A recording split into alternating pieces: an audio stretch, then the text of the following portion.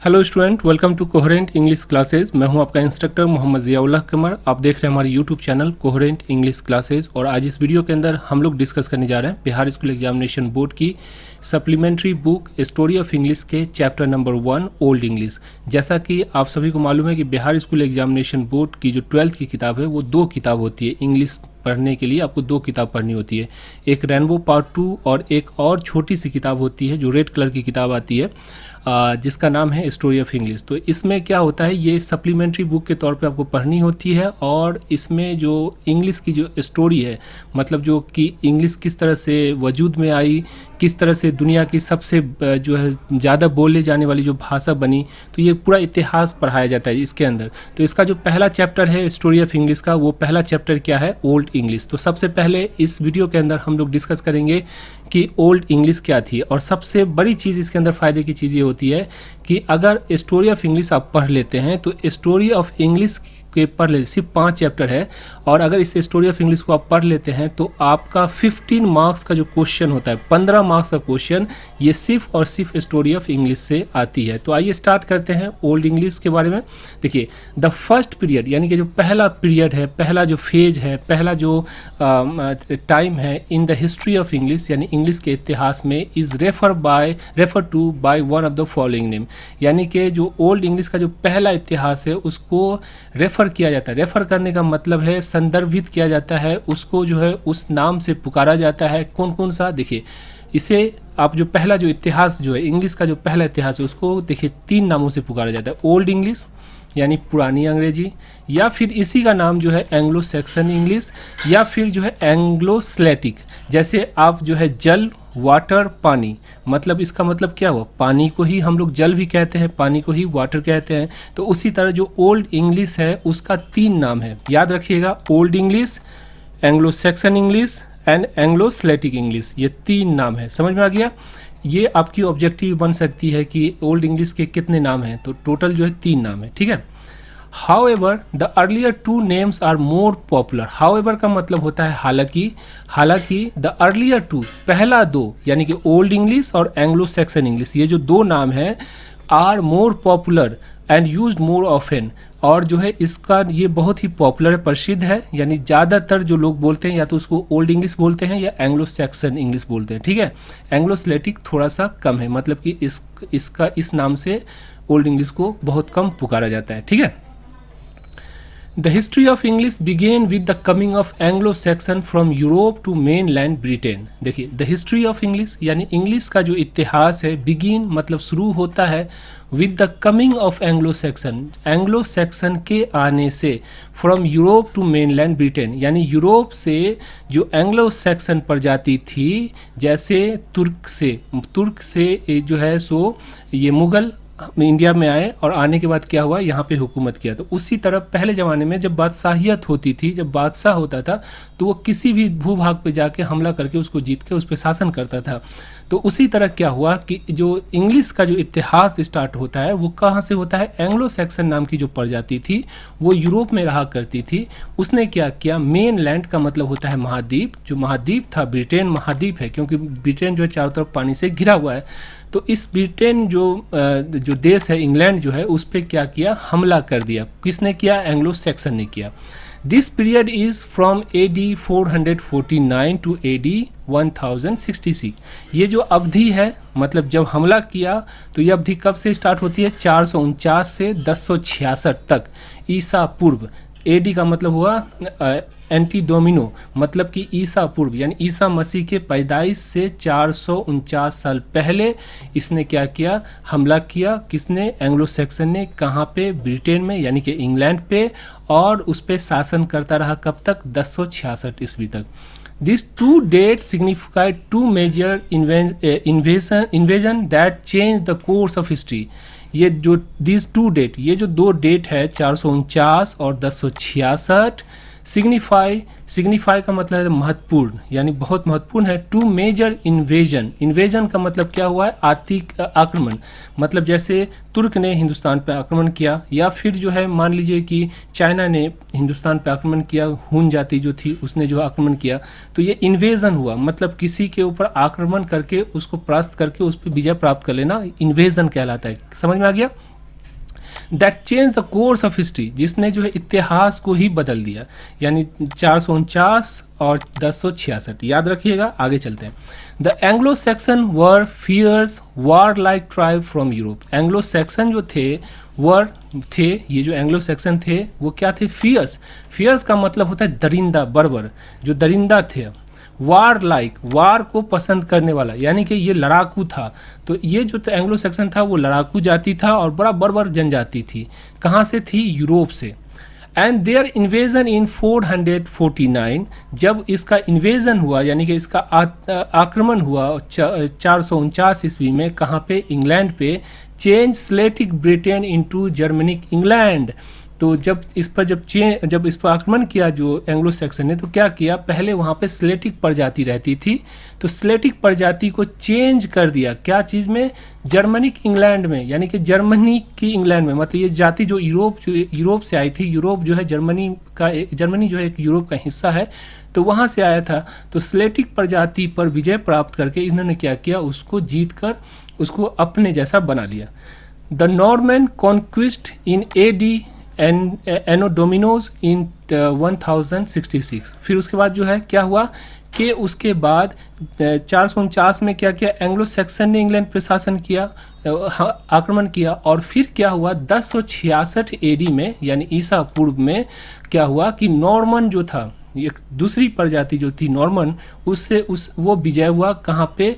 England के ऊपर। मतलब कि जो एंग्लो सैक्सन है उसको मात देकर, उसको हराकर फिर नॉर्मन जो है विजय प्राप्त कर लिया। समझ में आ गया? तो 1049 में पहले किसने किया? एंग्लो सैक्सन ने जो है पहले हमला किया 1049 में, इंग्लैंड पर विजय प्राप्त कर लिया। फिर उसने जो शासन किया 1065 या 66 तक शासन किया। फिर 1066 में लड़ाई हुई नॉर्मन की एंग्लो सैक्सन से, और फिर एंग्लो सैक्सन ने क्या किया? उसने जो है परास्त कर दिया किसको? नॉर्मन ने परास्त कर दिया किसको? एंग्लो सैक्सन को। Resulted the infusion of large number of French word into vocabulary of English. और जब नॉर्मन ने क्या किया? जब एंग्लो सैक्सन पर जो है हमला किया, उस पर विजय प्राप्त किया, तो उससे क्या हुआ? उसका रिजल्ट क्या हुआ? उसका परिणाम क्या हुआ? उसका परिणाम ये हुआ कि इन्फ्यूज़न का मतलब संचार किसी चीज़ के अंदर, जैसे infusion of electricity in wire, मतलब कि जो तार है उसके अंदर प्रवाह होना, प्रवाह या संचार जो होता है उसको हम लोग क्या कहते हैं? इन्फ्यूज़न कहते हैं। तो जैसे ही नॉर्मन ने कॉन्क्विस्ट किया तो इंग्लिश जो थी, अब उस इंग्लिश में क्या हुआ कि बहुत सारे जो है फ्रेंच वर्ड का जो है इस्तेमाल होने लगा। एंग्लो सैक्सन की जो वर्ड्स थी वो धीमी पड़ गए। From Europe to mainland Britain जब उसने किया तो क्या हुआ कि नॉर्मन का जो फ्रेंच वर्ड था वो ज़्यादा इंग्लिश में आने लगा। The relationship between the Celts and the invaders is difficult to describe accurately. यानी कि जो रिलेशनशिप था, संबंध था, जो स्लेटिक जो इंग्लैंड की जो मूल प्रजाति थी और जो इन्वेडर था जैसे एंग्लो सैक्सन या नॉर्मन जो था, उसके बीच में जो संबंध था वो डिस्क्राइब करना मुश्किल है। But they seem to have settle down side by side in more or less peaceful contact with the Anglo Saxon. आप देखिए यहाँ पे, but they seems to have settle down side by side, लेकिन ऐसा प्रतीत होता है। But they seems to have settle down side by side मतलब एक दूसरे से मिलजुल कर, मोर या लेस थोड़ा ज़्यादा या कम, पीसफुली मतलब ऐसा लगता है कि एंग्लो सैक्सन ने जब हमला किया तो स्लेटिक जो थे वो दोनों मिलजुल कर, एंग्लो सैक्सन और स्लेटिक दोनों मिलजुल कर उस इंग्लैंड के अंदर रहने लगे थे। and combined to produce 7 kingdom known as Anglo-Saxon heptarchy। और इसने स्लेटिक ने और जो एंग्लो सैक्सन थे उन दोनों ने मिलकर 7 राज्य बनाया, किंगडम्स यानी कि राज्य बनाया, जिसको कहा जाता है क्या? Anglo Saxon heptarchy. मतलब जैसे कि मुगल सल्तनत, तो मुगल सल्तनत में बहुत सारे राजा आए और उसने क्या किया? राज किया। तो उसी तरह से जो एंग्लो सैक्सन थे उसने भी क्या किया कि उसने जो है 7 इस तरह का राज्य बनाया और शासन किया, जिसको हम लोग इंग्लिश में कहते हैं एंग्लो सैक्सन हेप्टार्की। समझ में आ गया? ये भी ऑब्जेक्टिव का बहुत बड़ा हिस्सा है कि एंग्लो सैक्सन और जो स्लेटिक थे उन दोनों ने मिलकर कितने राज्य बनाए? तो 7 राज्य बनाए, 7 है ना, और इसका नाम क्या था? Anglo Saxon heptarchy. समझ में आ गया? The leadership of this kingdoms gradually pass into hand of Saxon. और ये जो लीडरशिप है यानी इसका जो राजा या फिर इसका जो अधिकारी उत्तराधिकारी वो ग्रेजुअली मतलब कि धीरे धीरे, ग्रेजुअली का मतलब क्या होता है धीरे धीरे, पास होता गया किसके हाथों में, सैक्सन के हाथों में, जो एंग्लो सैक्सन थे उसके हाथ में चला गया। बिकॉज क्योंकि देयर बेटर पॉलिटिकल अंडरस्टैंडिंग, क्योंकि वो जो लोग थे एंग्लो सैक्सन उसकी जो पॉलिटिकल राजनीतिक जो थी वो बहुत अच्छी अंडरस्टैंडिंग थी, उसकी समझ थी राजनीति की, इसकी वजह से वो जो है धीरे धीरे यही जो हेप्टार्की है वो चला गया किसके हाथ में, एंग्लो सैक्सन के हाथ में। हालांकि बनाया किसने था, स्लेटिक और एंग्लो सैक्सन दोनों ने, लेकिन उसका जो राजा हुआ करता था वो कौन हो गया, एंग्लो सैक्सन। क्यों, क्योंकि उसकी जो राजनीतिक समझ थी वो बेहतर थी।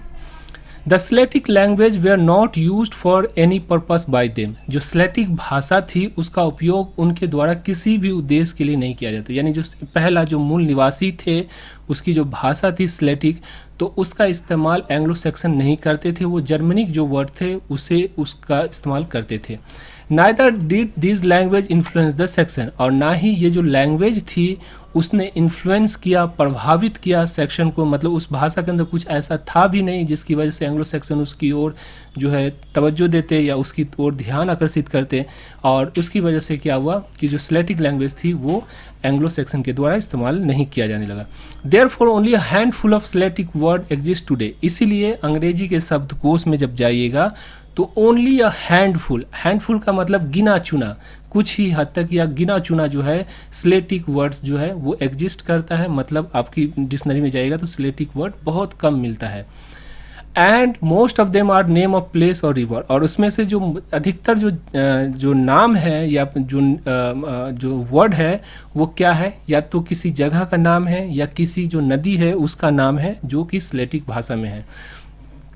सम of this better known are following, इसमें से कुछ जो बहुत ज़्यादा ज्ञात है, बहुत बेहतर ज्ञात है वो जो है यहाँ पे देखिए, प्लेस का नाम, जगह का नाम, जैसे आप देखते हैं इंग्लैंड में डोवर, तो डोवर जो है ये स्लेटिक भाषा है।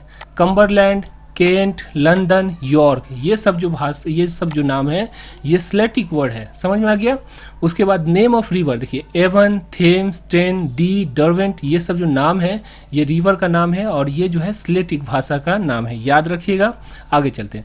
सम trace of Britain Celtic past are also preserve in the first level of the name of some towns and district in the present England. अब देखिए, some trace of Britain Celtic past, यानी जो Celtic भाषा थी उसकी जो अतीत है वो जो है प्रिजर्व है, कहीं कहीं पे छुपी हुई है, कहीं पे संरक्षित है in the first level of the name of the some town और district in the present day England. यानी इंग्लैंड की जो अभी की जो डिस्ट्रिक्ट है या जो टाउन है उसके नाम के अंदर जो पहला जो लेवल है उसमें जो छुपा हुआ है।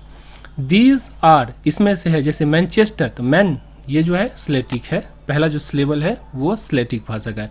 विंचेस्टर, वोपचेस्टर, गुलेस्टर, लीचफील्ड, स्लिसबरी, एक्सेस्टर, ये सब जो नाम है वो क्या है, ये सब जो है स्लेटिक भाषा का पहला जो स्लेबल है। पहला स्लेबल किसको कहते हैं, स्लेबल उसको कहते हैं जिसके अंदर जैसे पहले आप बोलते हैं जैसे कलम, तो क जो हो गया पहला स्लेबल, यानी एक बार में जितना आप बोल सकते हैं, एक सांस में जितना बोल सकते हैं उसको हम लोग स्लेबल कहते हैं। कलम, तो क जो है ये स्लेबल हुआ, लॉ स्लेबल हुआ, मॉ स्लेबल हुआ, तो 3 स्लेबल मिला के कलम बना, समझ में आ गया। तो स्लेबल जो पहला जो वर्ड्स है जैसे विन, ये जो है वो स्लेटिक वर्ड्स है, समझ में आ गया। Another class of Slatic words preserved in modern English are words connected to religion or religious activity। और इसमें जो स्लेटिक वर्ड्स के कुछ और भी नाम हैं जो कि वो रिलेटेड है, किस चीज़ से संबंधित है, किस चीज़ से, या तो धर्म या धार्मिक एक्टिविटीज़ है, उसके अंदर भी स्लेटिक वर्ड्स का इस्तेमाल होता है। अब देखिए, डायलेक्ट ऑफ ओल्ड इंग्लिश, ये याद रखिएगा, जो डायलेक्ट का मतलब होता है उपबोली, ओल्ड इंग्लिश की उपबोलियाँ। जैसे देखिए हिंदी की उपबोली, देखिए भोजपुरी हो गया, मैथिली हो गया, है ना, मगही हो गया, ये क्या है, हिंदी का ही टूटा फूटा विकराल जो रूप है, विकृत रूप है, उसको जो है डायलेक्ट कहते हैं, बोली कहते हैं। हिंदी हो गया, भोजपुरी भी हिंदी में की तरह ही बोली जाती है, लेकिन उसके अंदर की कर लूँ, की कहाँ गैलू, तो इस तरह की जो वर्ड है उसके अंदर थोड़ा सा उसको विकृत करके बोला जाता है। उसी तरह जो मैथिली है, अहाँ की बाजे छी, तो ये भी जो है क्या है, ये भी हमारा हिंदी का जो है उपबोली है। समझ में आ गया। तो डायलेक्ट ऑफ ओल्ड इंग्लिश यानी ओल्ड इंग्लिश की जो डायलेक्ट है बोलियाँ वो क्या क्या है, देखिए there are clear line of descent from the speech of Anglo Saxon to modern English in a matter of sound vocabulary grammar and spelling. यानी कि डायलेक्ट जो है आपका, जो इंग्लिश का जो डायलेक्ट है वो जो है ध्वनि, शब्दावली या व्याकरण या वर्तनी के मामले में एंग्लो सैक्सन की बोली से आधुनिक अंग्रेजी की उत्पत्ति को स्पष्ट रेखांकित किया जा सकता है। But old English was not a single uniform language. लेकिन जो ओल्ड इंग्लिश थी वो जैसे आज हम इंग्लिश बोल रहे हैं उस तरह की इंग्लिश नहीं थी। We can distinguish 4 dialect in old English, यानी इंग्लिश ओल्ड इंग्लिश जो था उसके अंदर हम लोग 4 जो है उसको भाषा में डायलेक्ट मतलब जो उपबोली है उसके अंदर विभाजित कर सकते हैं। जैसे देखिए नॉर्थम्बियन, मार्शियंस और वेस्ट सेक्शन और जो है कैंटिश, ये जो 4 जो है उपबोली थी। जैसे इंग्लिश का ही उपबोली हो गया आपको हिंदी, भोजपुरी, मैथिली, तो उसी तरह इसका जो 4 जो है उपबोलियाँ थी। Thus it can be said that the old English was a dialectical। इस प्रकार हम ये कह सकते हैं कि जो पुरानी अंग्रेजी थी वो द्विभाषीय थी, यानी कि उसकी भाषा जो थी डायलेक्टिकल थी, मतलब बहुत सारी उपबोली से मिलकर जो बनी हुई थी क्या चीज़, old English. This is understandable because 3 different Anglo Saxon tribe were involve. ये इसलिए हो सकता है, ये समझने लायक इसलिए है क्योंकि इसमें एंग्लो सैक्सन की जो 3 ट्राइब थी, 3 प्रजातियाँ थी, उससे मिलकर बनी थी क्या चीज़, old English. And it was but natural that the variety in language existed. और यही स्वाभाविक था कि भाषा में जो है विविधता मौजूद थी। सम कैरेक्टरिस्टिक ऑफ ओल्ड इंग्लिश, यानी कि ओल्ड इंग्लिश की जो कैरेक्टरिस्टिक यानी कि पहचान या विशेषता जो थी वो क्या क्या थी, देखिए some feature of old English make it very difficult to read and understand the text of this period. यानी कि सबसे पहली विशेषता ओल्ड इंग्लिश की यह है कि इसको पढ़ना और इसको समझना जो है बहुत ही डिफ़िकल्ट कर देता है जो इंग्लिश को। जैसे आप देखिए sweetest love I do not गो में जाइए, TIS थिस, अब इट इज़ का मतलब होता है, थिस का मतलब क्या होता है, इट इज़। तो इसकी वजह से क्या हुआ कि इसको पढ़ना और समझना जो है डिफ़िकल्ट हो गया, पहला चीज़। And the language look different because of the alien spelling, unfamiliar vocabulary and totally different grammatical structure। और जो है इसमें क्या हुआ कि लैंग्वेज जो है थोड़ा एलियन लगने लगा। एलियन का मतलब क्या होता है, एलियन का मतलब होता है जो कि इस धरती का ना हो। एलियन मतलब वो व्यक्ति या वो चीज़ जो इस धरती का ना हो, मतलब विदेशी, बाहरी लगने लगा। तो ये जो भाषा जो अंग्रेजी से एकदम भिन्न लगने लगा, क्यों लगने लगा, क्योंकि उस ज़माने में जो वर्ड की जो स्पेलिंग थी वो अलग अलग थी। जैसे देखिए GOE गो, हालांकि अभी हम लोग क्या पढ़ते हैं जियो गो, लेकिन स्वीटेस्ट लव में जाके देखिए sweetest love I do not go, go का स्पेलिंग देखिएगा GOE है। तो इसकी वजह से उसकी जो स्पेलिंग थी वो अलग सी लग रही थी। अनफेमिलियर वोकेबलरी, और वोकेबलरी जो था वो उटपटांग सा था। टोटली डिफरेंट ग्रामेटिकल स्ट्रक्चर, और ग्रामर का जो स्ट्रक्चर है आज की अंग्रेजी का उससे वो टोटल डिफरेंट था, अलग था। The writing system of old English is very different from what we find today. और जो राइटिंग सिस्टम था ABCD जो आज हम पढ़ रहे हैं उससे टोटली डिफरेंट था, यानी बिल्कुल जो अलग था, बिल्कुल भिन्न था। अब देखिए यहाँ पे M लिखने के लिए ओल्ड इंग्लिश में देखिए इस तरह से M लिखा जाता था। आज हम लोग M इस तरह लिखते हैं, नहीं लिखते हैं। ये जो X है, हालांकि उस समय में Q को जो है इस तरह से लिखा जाता है, P को, W को जो है इस तरह से लिखा जाता था। तो इसकी वजह से क्या हुआ कि वो ओल्ड इंग्लिश जो है उसको पढ़ना बड़ा मुश्किल हो गया। When the Anglo-Saxon came to England, they used a system of writing which in use in northern or western parts of Europe, present day Germany and Scandinavia।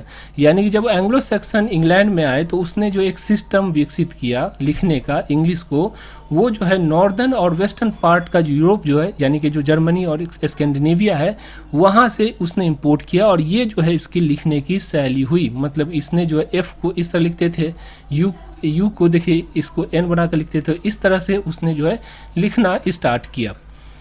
This writing system use the runic alphabet, और इस लेखन प्रणाली में र्यूनिक वर्णमाला का प्रयोग किया गया था। इसको र्यूनिक अल्फ़ाबेट कहते हैं, समझ में आ गया। तो इसका प्रयोग किया गया। The runic character were composed of sharp straight line without curve. Runic अक्षर बिना घुमाव के स्पष्ट सीधी रेखाओं से बनी होती थी। देखिए इसमें कोई घुमाव नहीं है। यू को हम लोग जो लिखते हैं तो कैसे लिखते हैं, देखिए जैसे N लिखें तो N देखते हैं यहाँ पर घुमा हुआ है, है कि नहीं। ये देखिए एन को देखिए घुमा हुआ है यहाँ पर ऊपर में, लेकिन यहाँ पे आप देखें कोई भी ऐसा जो लाइन है वो सिर्फ शार्प है, मतलब इसमें घुमाव कुछ नहीं है, जो भी है टेढ़ा वो जो भी होगा वो सीधा लाइन शार्प लाइन से बना हुआ है, कोई घुमा हुआ नहीं है। समझ में आ गया। The runic character were composed of sharp line, ठीक है। Many of these later were found in weapons such as arrow, axe, knife, handles, swords।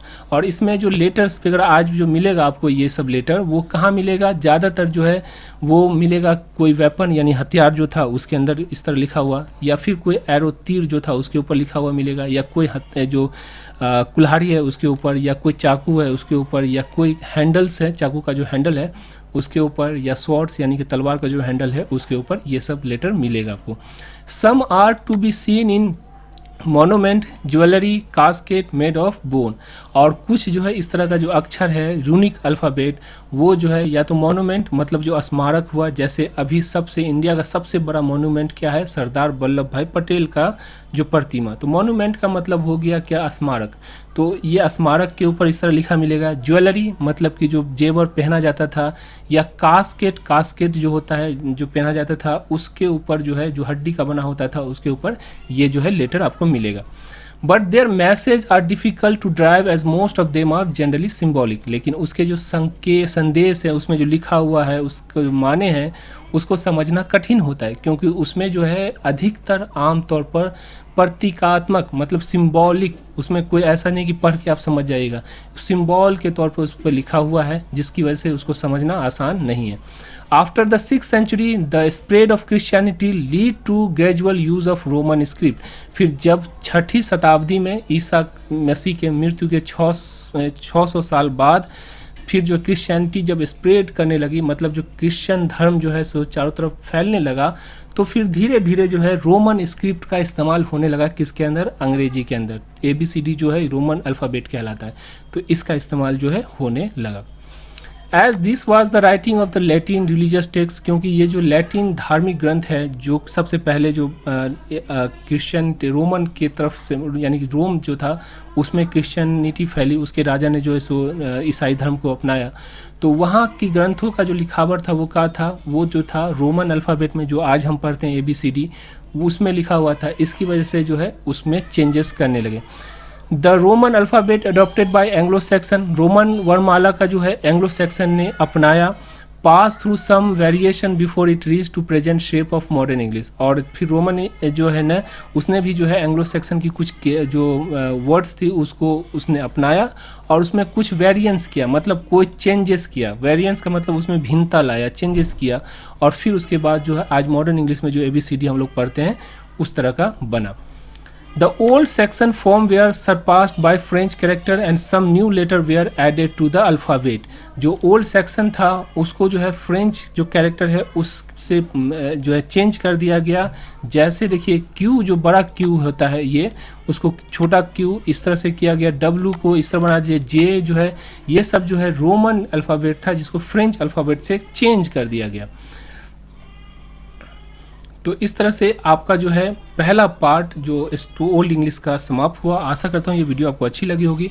अगर आप बिहार स्कूल एग्जामिनेशन बोर्ड के स्टूडेंट हैं तो हमारी एक किताब आती है कोहेरेंट इंग्लिश क्लासेज की तरफ से, रेनबो स्नैपशॉट पार्ट 2। इस किताब को ज़रूर परचेज कर लीजिए। जस्ट फॉर 400 रुपीज़ में आपको पूरा complete story of English, rainbow की पूरी जो 21 चैप्टर है वो, प्लस ग्रामर की जो 1800 ऑब्जेक्टिव, ये टोटल जो आपको 528 पेज की किताब होती है। प्लस इसके साथ साथ आपको पूरी वीडियो मिल जाती है, पूरी चैप्टर का पढ़ाकर हम लोग देते हैं, और साथ में जो है आपको ग्रामर का भी वीडियो मिल जाता है। तो मतलब कि 400 रुपये में आपकी कंप्लीट तैयारी हो जाती है।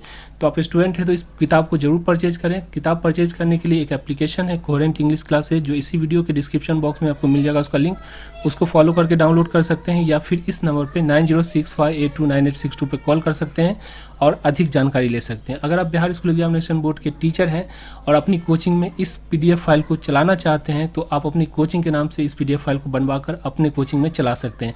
इससे आपको भी फायदा होगा और आपके बच्चे के जो मार्क्स स्कोर है वो बहुत बेहतर हो जाएगी। Thank you so much for watching coherent English classes.